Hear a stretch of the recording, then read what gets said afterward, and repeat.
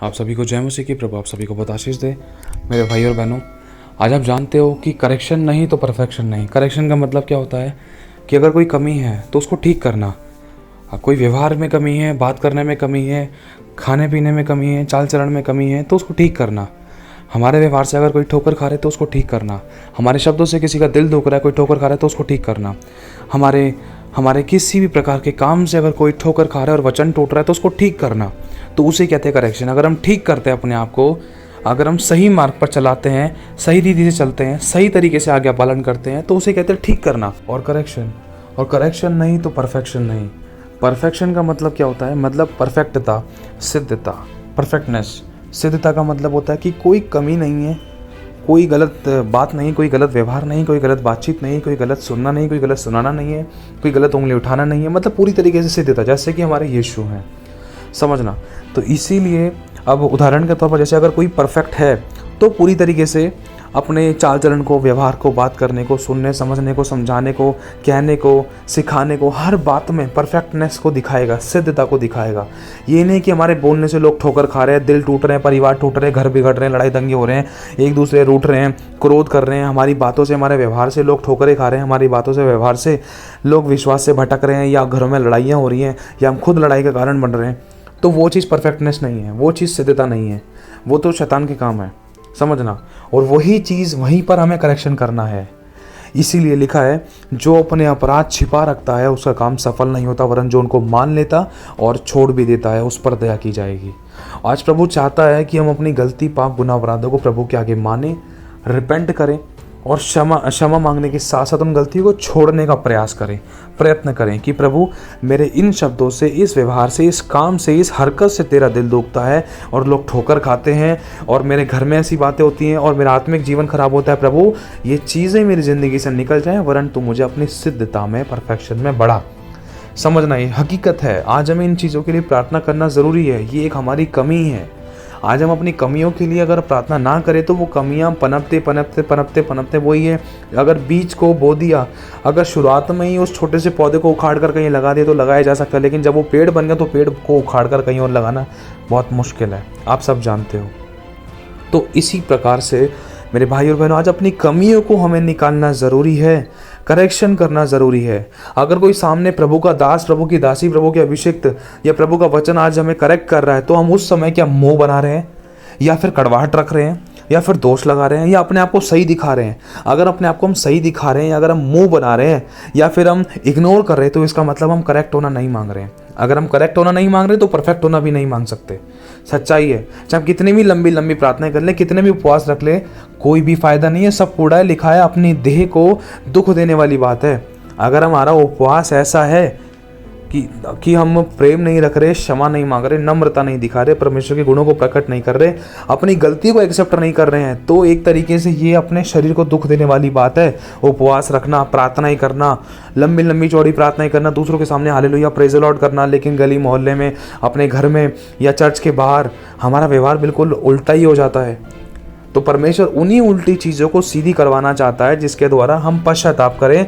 पश्चाताप करने के द्वारा अपनी गलती को माने और छोड़ने का प्रयत्न करें। उस बात के लिए पवित्र आत्मा से मदद मांगे कि पवित्र आत्मा जी, मेरे इस लाइफ के हिस्से में इन बातों के लिए, इनको ख़त्म करने के लिए, इन कमियों को हटाने के लिए मेरी मदद, सहायता करें। मुझे पवित्रता में, मुझे सिद्धता में आप बढ़ाएं। ये प्रार्थना करना ज़रूरी है, समझने की ज़रूरत है। आज मेरे भाई और बहनों, बहुत इंपॉर्टेंट टॉपिक है ये। क्योंकि आज होता क्या है कि अगर प्रभु के किसी दास ने या किसी दासी ने, प्रभु के मैं विश्वासियों की बात कर रहा हूँ, मैं नहीं, वरन प्रभु का आत्मा आज कहना चाहता है कि जो विश्वासी हैं, विश्वासियों की तरफ से अगर खुद अब आपको मतलब धोखा मिल रहा है, तो अन्य जाति की तो बात बहुत दूर है। अब विश्वासी लोग कैसे धोखा दे रहे हैं, विश्वासी लोग कैसे मुखौटा बनाकर घूम रहे हैं। देखो, प्रभु का आत्मा आज बताना चाहता है। मान लो कोई विश्वासी है और वो पाप के काम कर रहा है, वे विचार कर रहा है, निकम्मी बातें कर रहा है, गलत और गंदी चीज़ें देख रहा है, उल्टी सीधी ड्रेस पहन रही है, मतलब ये सब चीज़ें हैं। तो जहाँ प्रभु का दास, प्रभु का आत्मा उनको बताना चाहता है, करेक्शन करना चाहता है कि तू नशे पत्ते मत कर, लड़कियों के साथ गलत व्यवहार मत कर, उल्टी सीधी चीज़ें अपलोड मत कर, ये सब चीज़ें मत कर।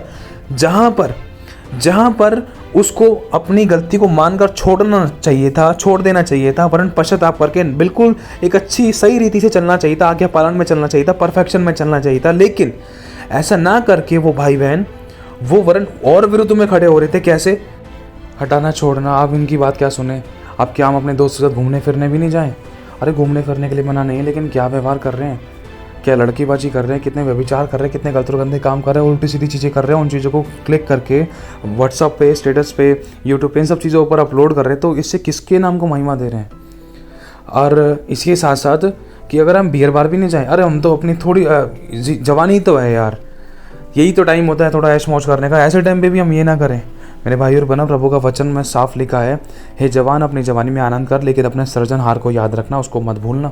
वो सब कुछ नोटिस कर रहा है, वो सब कुछ देख रहा है, वो सब कुछ नोटिस कर रहा है, सब कुछ देख रहा है, उसको मत भूलना। वो पवित्र है, वो भस्म करने वाली आग है, वो जीवितों का परमेश्वर है। फिर मत कहना कि शैतान ने ये कर दिया, फिर शैतान ने वो कर दिया।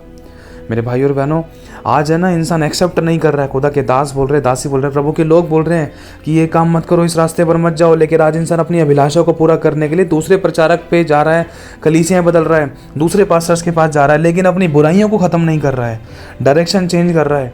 समझने की कोशिश करना मेरे भाई और बहनों, बहुत इंपॉर्टेंट बात है। आज इंसान करेक्ट होना नहीं मांग रहा है, करेक्शन नहीं तो परफेक्शन नहीं, और फिर बोलते कि आशीष नहीं मिल रही। आशीष कैसे मिलेगी जब आपने आपको करेक्ट किया ही नहीं है? आशीष कहाँ से मिलेगी? छुटकारा कहाँ से मिलेगा? चंगाई कहाँ से मिलेगी? बरकत कहाँ से मिलेगी? और शांति कहाँ से मिलेगी जब हमने अपने आप को करेक्ट होना, करेक्ट अपनी तरफ से हमने किया ही नहीं है, हमने अपनी गलती को माना ही नहीं है, वरन दूसरे पर उंगली लगा दी कि वो ऐसा कह रहा है, वो ऐसा कह रहा है, वो तो मेरे बारे में ही कहते रहते हैं, वो तो मेरे बारे में ही कहते रहती है, और वो तो मेरे ही पीछे पड़े हैं पास्टर जी, वो तो मेरे ही पीछे पड़े हैं। वो पीछे नहीं पड़े हैं। आत्मा किसकी नाश हो रही थी? उनकी नाश नहीं हो रही थी। बस उनके मन में ये है कि ये बच्चे उन शैतान की भरमाई हुई अभिलाषाओं के कारण है ना, अधोलोक में ना चले जाएं।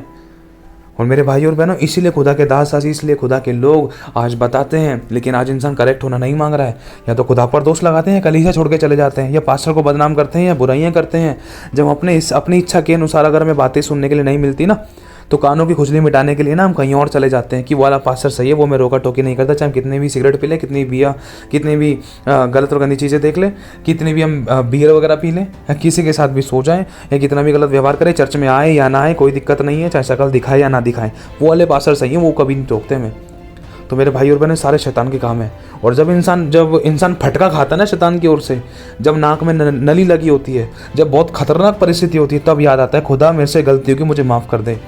पहले याद नहीं आता है। यह हकीकत है मेरे भाई और बहनों। आज इंसान ठोकर खाने के बाद सीख रहा था, लेकिन जब दूसरे लोग परमेश्वर के बड़े बड़े अभिषेक अपने 10-10, 20-20, 50-50, 40-40 साल का, 8-8, 10-10 साल का जो अनुभव दे रहे हैं, मिनटों में दे रहे हैं अपना अनुभव, उनका अनुभव कोई लेना नहीं मांग रहा है। आज इंसान को अपनी इच्छा पूरी करनी है, ठोकरें खाकर फिर लाइन पर आना है। बहुत से ऐसे थे जिनको ठोकर खाने के बाद मौका नहीं मिला, लेकिन जिन लोगों ने दूसरों की गवाहियों को सुनकर, दूसरों की जिंदगी को, दूसरों की परिस्थितियों को देखकर, दूसरों की आंसू को देखकर, दूसरों के गिरने को देखकर अपने आप को गलत मार्ग से हटा लिया, तो वो लोग बच गए। और उन लोगों की जिंदगी का ग्राफ आगे बढ़ता जाएगा और हमेशा बढ़ेगा। क्यों? क्योंकि मेरे भाई और बहनों, खुदा बाप ने हमें साफ क्लियरली ये सारी बातें बता दी हैं, पहले ही पवित्र शास्त्र हमें दे दिया, ताकि परमेश्वर का हर एक जन सिद्ध बने, ताकि वो उन बातों को जाने कि जिन जिन परमेश्वर के अभिषिक्तों ने, चाहे उनके पास सब कुछ था, जब उन्होंने अनाज्ञाकारिता की तो उनके साथ क्या क्या व्यवहार हुए, क्या क्या घटा, उन्होंने क्या खो दिया, कितना दूर हो गए खुदा से। बहुतों ने जिंदगी खो दी, बहुतों ने क्या खो दिया, क्या क्या नहीं खोया। ये सोच कर देखो, अब हमारे पास है क्या खोने के लिए, अब हम खोएंगे क्या? आज हमें बस चाहिए, किसी को टीवी चाहिए, किसी को बीवी चाहिए, किसी को सिगरेट, तंबाकू, बीड़ी चाहिए, किसी को बहुत घंटों तक मैच देखना है, किसी को बस प्रार्थना करने के लिए ना बोलो, वचन पढ़ने के लिए ना बोलो, आराधना करने के लिए ना बोलो, चर्च जाने के लिए ना बोलो, बाकी सब कुछ चाहिए। गेम में घंटों तक लगे रहते हैं, गेम में बोर नहीं होते, प्रार्थना में 2 मिनट की प्रार्थना में बोर हो जाते हैं, तड़का मारकर हट जाते हैं। आज हमें करेक्शन नहीं चाहिए और हम परफेक्शन की बात करते हैं। आज हम उबलना नहीं मांगते और हमें मलाई चाहिए ऊपर से दूध के। ये हकीकत है। आज हमें करेक्शन की जरूरत है। जहाँ करेक्शन नहीं है वो परफेक्शन नहीं है। जो पिसना जानता है उसी की जिंदगी में अभिषेक आएगा। ध्यान रखना, जब तक बादाम को पीसा नहीं जाता ना, तब तक उसमें से तेल नहीं निकलता। और तेल निकलने के लिए पिसना जरूरी है। पिसने का मतलब है अपना क्रूस उठाना, अपनी अभिलाषाओं को मारना, वरन खुदा के लिए जीना, अपने जीवन से खुदा के नाम को ऊंचा उठाना।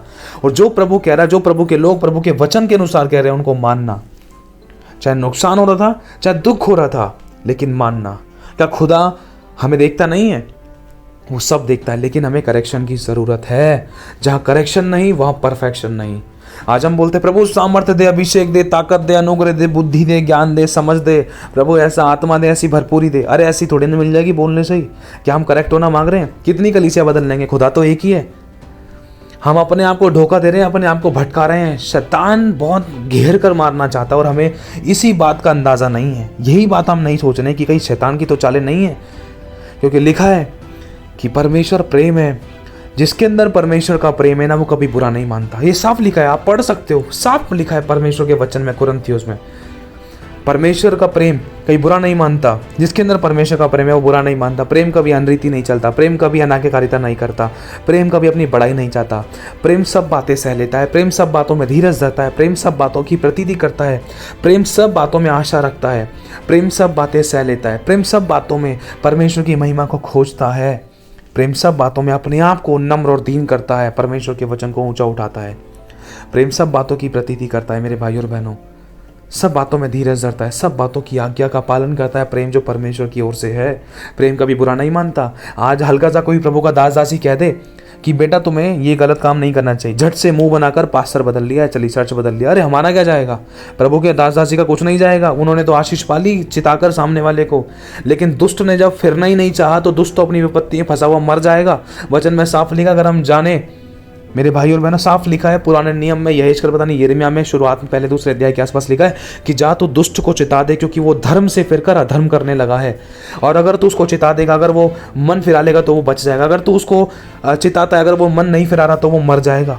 दुष्ट अपने अधर्म में फंसा हुआ मर जाएगा। लेकिन अगर तूने उसको चिता दिया तो तू अपने प्राण बचा लेगा। लेकिन अगर तूने उसको नहीं चिताया, जो पाप कर रहा है, तो वो तो अपने अधर्म में फंसा हुआ मर जाएगा वो पापी, लेकिन उसके खून का लेखा मैं तुझी से लूंगा, क्योंकि तूने उसको उसके पाप करने से नहीं रोका, क्योंकि तूने देखा, तूने उसको रोका नहीं, इसीलिए मैं उसके खून का लेखा मैं तुझे से लूंगा। इसीलिए प्रभु के दास दासी आज खोलकर बताते हैं, प्रभु की आत्मा में होकर प्रभु के अभिषिक्तों को, विश्वासियों को बताते हैं, कलीसिया में ये गलतियां हो रही हैं, ये काम हो रहे हैं, इन चीज़ों को छोड़ो, बुराइयों को छोड़ो। आज खुदाबंद, अगर हम जाने प्रकाशित वाक्य में भी खुदा बाप हमें साफ कहता है कि देख तू अपनी दृष्टि में धनी है, बहुत बुद्धिमान है, ज्ञानी है, समझदार है, लेकिन परमेश्वर की दृष्टि में वो कौन था? तुच्छ, अभागा, नंगा और कंगाल और अंधा था। सोचो, ये प्रभु का वचन कह रहा है। अगर आप चाहो तो पढ़ सकते हो प्रकाशित वाक्य में। मेरे भाई और बहनों, खुदा का देखना मनुष्य का सा नहीं है। इसीलिए आज हमें करेक्शन की जरूरत है। इससे पहले कि शैतान फटका मारे, इससे पहले कि शैतान घेर कर मारे, इससे पहले कि एक विश्वासी सुसाइड की ओर जाए, क्योंकि शैतान की चाल यही है, वो विश्वासियों को इतना डीमोटिवेट करके, इतना डिप्रेशन एक दुष्ट आत्मा है, एक मतलब ये सारी दुष्ट आत्माएं होती हैं जो एक विश्वासी को भटकाकर कहीं का नहीं छोड़ती है। लास्ट में विश्वासी या तो खुद की जान देता है, या तो गलत काम पर निकल पड़ता है, या खुदा से दूर हो जाता है। और यही शैतान की चालें हैं।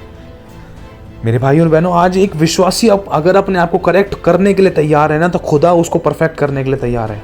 अगर आज एक विश्वासी अपने आप को झुकाने के लिए तैयार है, चाहे सही भी है चाहे गलत भी है, तब भी झुकाने के लिए तैयार है, तो खुदा आज उसको शिरोमणि बनाने के लिए तैयार है। ये मैं नहीं, ये वचन कह रहा है, वचन कह रहा है। अगर तुम दुख को चुप रहकर सहते हो तो ये परमेश्वर को भाता है। अगर तुम अपनी गलतियों को मान लोगे और छोड़ दोगे तो तुम पर दया की जाएगी। ऐसा लिखा है, पढ़ सकते हो नीति वचन में साफ।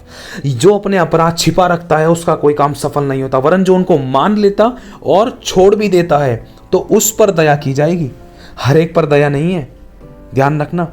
अगर आपके हिस्से का खाना मैं खा लूँ तो आपका पेट नहीं भरेगा, आपको आपके हिस्से का खाना खाना पड़ेगा। इसी प्रकार से आपको आपके हिस्से का पश्चाताप, आपको अपने हिस्से की गलती को मानना पड़ेगा प्रभु के आगे।